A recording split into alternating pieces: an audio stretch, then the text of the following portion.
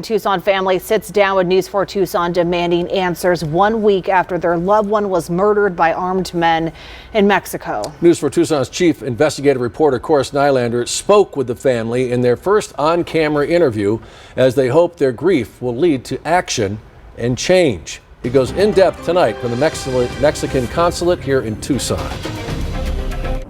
Well, that grief's still very raw. We're talking about a father and mother that just received the remains of their only son, a Marine veteran, now planning his burial as those responsible for his brutal murder have still not been brought to justice. I know my son was in an ambush last Friday night. I feel like I'm stuck in that ambush zone right now, and I feel like nobody's coming to get me.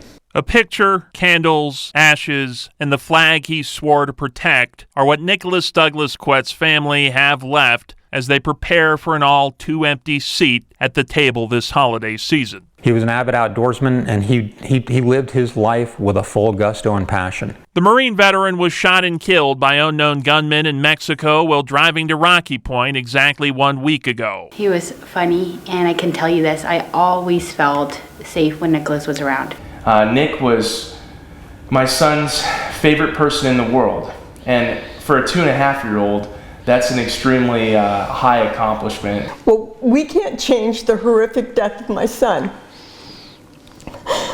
but we can ensure that a mother doesn't, and that this doesn't happen to another mother.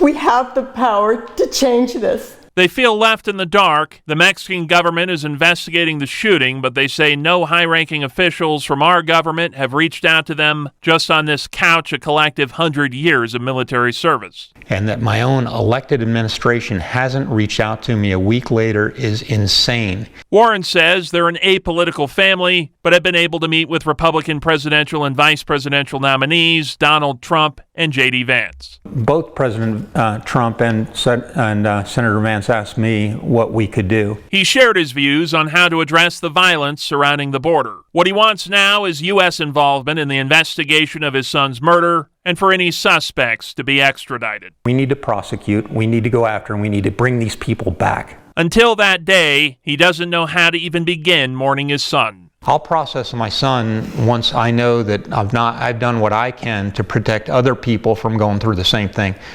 News 4 Tucson has reached out to the State Department, Department of Justice, and the FBI to see if they're involved in this investigation or could be. So far, the FBI was the only one that responded. They referred us to the White House's National Security Council, which we're still awaiting a response from.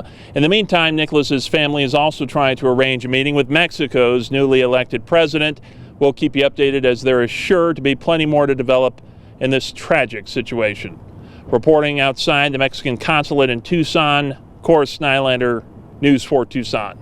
And so now the family has started a GoFundMe page to raise money for a scholarship in Nicholas's honor. And you can find a link to that fundraiser on our website at KVOA.com.